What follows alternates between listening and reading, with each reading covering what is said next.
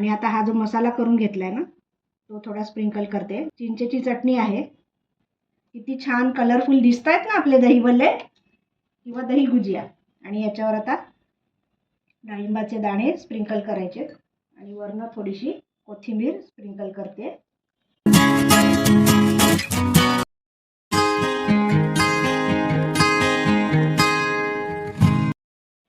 Hello friends, नमस्कार. कविताच रेसिपीमध्ये तुम्हा सगळ्यांचं खूप खूप स्वागत आहे.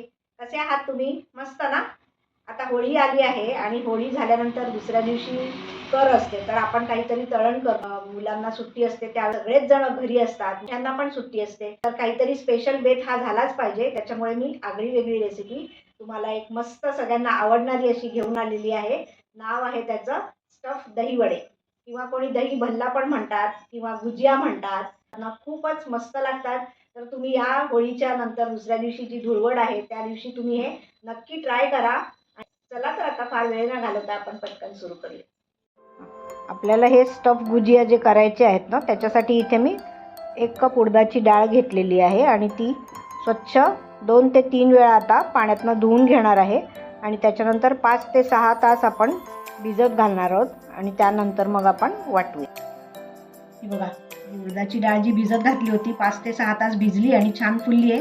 निथळून घेतली आहे मी 10 ते 15 मिनटं आणि आता याला बारीक वाटून घ्यायचं. जसं आपण मेदू वड्यासाठी वाटतो ना तसंच अगदी बारीक आणि कमीत कमी पाणी घालून वाटायची. मी आता वाटून घेते. इथे बघू शकता तुम्ही डाळ माझी वाटून झालेली आहे. मी आधी फूड प्रोसेसरला केली आणि त्याच्यानंतर, कारण फूड प्रोसेसरला काय होतं, अजिबात पाणी न घालता निथळलेली डाळ आपण जर घातली ना तर छान होते ती बारीक, पण ती रवाळ होते. पण आपल्याला रवाळ नको आहे टेक्स्चर, आपल्याला एकदम बारीक मुलायम टेक्स्चर पाहिजे. मग त्याच्यानंतर मी पुन्हा मिक्सरमध्ये घातली, कारण आधी पाणी न वाटता फूड प्रोसेसरलाच वाटू शकतो. मिक्सरला थोडं तरी पाणी घालावं लागतं आणि आपल्याला पाणी जितकं कमी वापरता येईल तितकं, अगदी म्हणजे मी मोजून 4 ते 5 चमचेच पाणी वापरलं असेल, मोठे चमचे. तर ही बघा अशी डाळ ही झालेली आहे. आणि आता आपण हे विस्कर आहे माझ्याकडे, तुमच्याकडे जर इलेक्ट्रिक बीटर असेल तर त्याने पण तुम्ही फेटून घेऊ शकता. तर मी आता ह्याच्यानी एक 7 ते 8 मिनटं आपण ह्याला सतत फेटत राहायचं. याचं कारण असं आहे की ती खूप हलकी झाली पाहिजे, तर आपले स्टफ दहीवडे जे आहेत ना ते खूप छान फुलून येतील, फ्लफी झालं पाहिजे. हे जे बॅटर आहे ना हे छान फेटून घेतलेली आहे मी ही डाळ. आणि आता आपण टेस्ट करायची आहे. आता यातला ना थोडंसं असं गोळा करायचा आहे आणि हा इथे पाणी ठेवलं आहे एका ग्लासामध्ये, त्याच्यामध्ये टाकायचं आहे.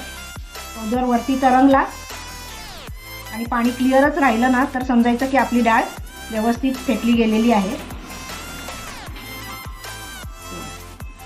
गोळा तरंगतोय म्हणजे आपली डाळ व्यवस्थित फेटली गेलेली आहे, छान फ्लफी झालेलं आहे. कलर पण तुम्हाला दिसत पण असेल ना, मगाचं टेक्स्चर आणि आताचं टेक्स्चर फरक पडलाय ना. आणि तळाला गेलं तर समजायचं की आपल्याला अजून बॅटर फेटायला हवं आहे. बघा वरती तरंगलेलं आहे, तुम्ही बघू शकता. या बॅटरमध्ये थोडंसं चवीपुरतं मीठ घालून घेते मी, मिक्स करून बाजूला ठेवून देते. आणि आता आपण स्टफिंगची तयारी करूया. इथे हा खवलेला नारळ आहे, त्याच्यात आता आपण एक एक करून सगळं घालणार आहोत. हे बेदाणे आहेत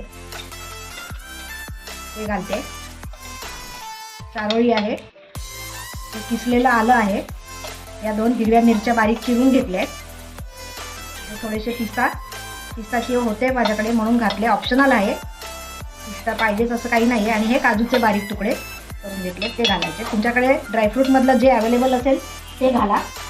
सगळंच असणं कंपल्सरी नाही आहे, फक्त काजू आणि बेदाणे असले, चारोळी असली तरी पुरे आहे.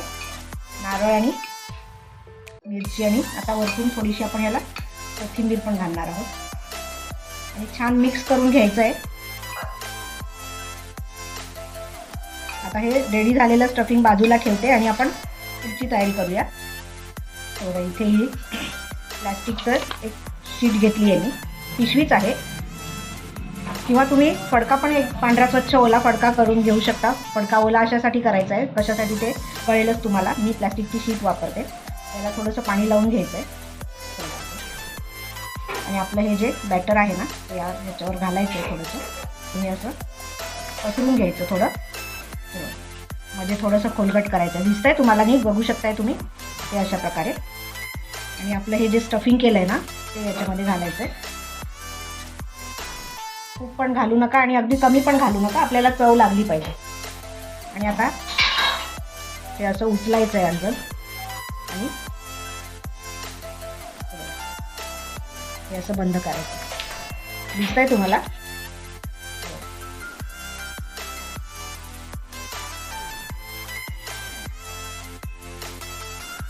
आणि अलगद हा सोडवून घ्यायचा आहे आणि हे व्यवस्थित असं बंद करायचं आहे. करंजीचा शेप येतो याला. आता आपण नेक्स्ट स्टेपकडे वळू. हे बघा, इथे मी तेल तापवत ठेवलेलं आहे. मीडियम हीट करायचं आहे, खूप जास्त तापवायचं नाही आहे, मॉडरेट टेम्परेचर ठेवायचं आहे. आता मी सध्या मोठा ठेवला आहे, नंतर आपण बारीक करून घेणार आहोत. आणि इथे एका भांड्यामध्ये मी पाणी घेतलं आहे आणि थोडंसं मीठ घातलेलं आहे, कारण आपल्याला जे दही भल्ले हे आहेत ना, दही भुजिया, ते तळल्यानंतर या पाण्यात टाकायचे, पाणी सोक करायला. तेल आपलं तापलेलं आहे. काही झालेली भुजिया आहे ना, पाणी लावलंय मी हाताला.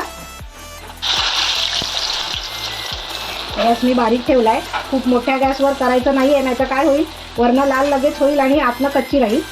आणि लगेच आपल्याला हलवायचं पण नाही आहे, एक बाजू व्यवस्थित होऊन जाऊ दे, त्याच्यानंतर आपण फ्लिप ओव्हर करूया. बघा, आता याला व्यवस्थित रंग आला आणि पुढची तळायची जी प्रोसेस आहे ना, आपण काढून घेतल्यानंतर पण सुरू राहते, म्हणून खूप लाल रंग येईपर्यंत थांबायचं नाही आहे. आणि आता हे बघा, इथे मी हे लगेच पाण्यात टाकते. 7 ते 8 मिनिटं पाण्यात ठेवायचं आहे आणि मग त्याच्यानंतर मग उलटायचं आहे, म्हणजे दोन्ही साईडनी ती व्यवस्थित नरम होईल.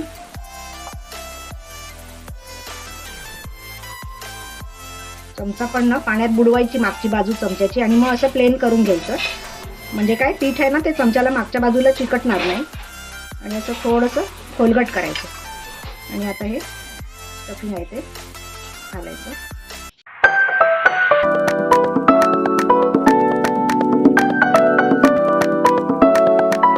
ते भुजिया ना फुटत अजिबातच नाही, कारण उडदाच्या डाळीला कसं चिकटपणा असतो ना.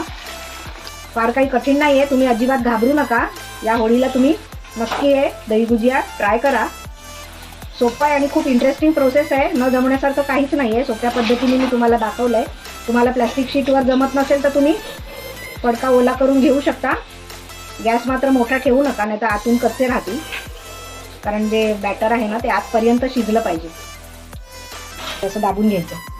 सेम दहीवड्याचीच प्रोसेस आहे, फक्त आपण आतमध्ये स्टफ केलं आहे आणि याला भुजियाचा आकार दिला आहे. ते याच्यामध्ये झालेले असे सगळे ठेवून द्यायचे. आपले दही भुजिया हे पाण्यातनं पिळून घेतलेले रेडी झालेले आहेत. आणि इथे हे मी दही बनवून ठेवलं होतं, फ्रीजमध्येच ठेवलं होतं. काय केलं होतं, आपलं घरी लावलेलंच दही होतं माझं, फक्त मी गाळण्यातनं गाळून घेतलं, म्हणजे असं स्मूथ टेक्स्चर येतं दह्याला. आणि थोडीशी पिठी साखर, आपण दही वड्याला जसं दही तयार करतो ना तसंच, फक्त पिठी साखर घातलेली आहे. आता आपल्याला दह्यावर घालण्यासाठी ना एकत्रित मसाला मी तयार करते. काही स्पायसेस घालून घ्यायचे. एक चमचा, छोटासा चमचा लाल तिखट घातलंय. ही जिरेपूड आहे, भाजलेल्या जिऱ्याची पूड आहे. ही काळी मिरी पावडर आहे आणि हा चाट मसाला आहे. सगळं थोडं थोडं घालायचं आहे. आणि हे पिंक सॉल्ट आहे. हे छान मिक्स करून घ्यायचं आहे, म्हणजे सगळं वेगवेगळं घालत बसायला नको. मिक्स करून असा हा ठेवला ना मसाला, की वरनं आपल्याला स्प्रिंकल करायला बरं पडतं. आणि आता असे हे दही भुजिया आपण प्लेटमध्ये अरेंज करूया. आणि आता हे आपण तयार केलेलं दही आहे ते सगळं घालायचं आहे. पूर्ण दह्याने कवर केले पाहिजेत. हे छान सोक होईल दही याच्यामध्ये आणि इतकी सुंदर चव लागते ना. आणि आता हा जो मसाला करून घेतला आहे ना तो थोडा स्प्रिंकल करते. तुमच्या चवीप्रमाणे तुम्ही कमी जास्त हा मसाला घेऊ शकता नंतर. पण चिंचेची चटणी आहे, मी करूनच ठेवते चिंच आणि खजुराची चटणी. पटकन कधीसुद्धा भेळ, दहीवडे असं काही केलं, रगडा पॅटीस वगैरे, की आपल्याला त्याच्यावर घालायला उपयोगी पडते. फ्रीजरला मी ठेवून देते आणि मग त्याच्यानंतर आपल्याला जेव्हा वापरायची असेल ना, काही तास आधी नॉर्मलला यायला आपण बाहेर काढून ठेवायचं, की आपल्याला आयत्या वेळी या चटण्या उपयोगी पडतात. बघा, आता ही पण हिरवी चटणी पण मी फ्रीजरला टाकली होती, हिरवीच्या हिरवी राहिली आहे. बघा किती छान कलरफुल दिसत आहेत ना आपले दही भल्ले किंवा दही भुजिया. आणि याच्यावर आता डाळिंबाचे दाणे स्प्रिंकल करायचे. ऑप्शनल आहे हे सजावटीला आणि कलर छान दिसतो म्हणून. मी तुम्हाला नसतील आवडत डाळिंबाचे दाणे तर तुम्ही नाही घातले तरी सुद्धा चालेल. आणि वरून थोडीशी कोथिंबीर स्प्रिंकल करते. झालं आपलं प्लेटिंग. एकदम स्मूथ झालेले आहेत, फारच छान झालेले आहेत. तर तुम्ही नक्की या होळीला ट्राय करा. स्टफ दही भुजिया आहे आपले, खूपच सुंदर लागतात, अतिशय टेस्टी लागतात. तर तुम्ही कळवा मला तुमचे दही भुजिया कसे झाले ते. तुम्हाला माझा आजचा हा व्हिडिओ जर आवडला असेल आणि तुम्ही माझ्या चॅनलवर नवीन असाल, पहिलाच व्हिडिओ बघत असाल, तर तुम्ही लाईक करा, शेअर करा, सबस्क्राईब करा आणि तुमच्या मित्रमैत्रिणींमध्ये माझ्या चॅनलची लिंक शेअर करायला विसरू नका. आणि तुमचं जे मत आहे ते मला कमेंट सेक्शनमध्ये तुम्ही सांगू शकता. आणि तुमच्या अशाच उत्तम प्रतिसादामुळे मला खूप प्रोत्साहन मिळतं की तुम्हाला छान छान रेसिपी मी करून दाखवीन आणि तुम्ही ती घरी ट्राय करा आणि सगळं एन्जॉय करा. Thanks for watching. Bye bye.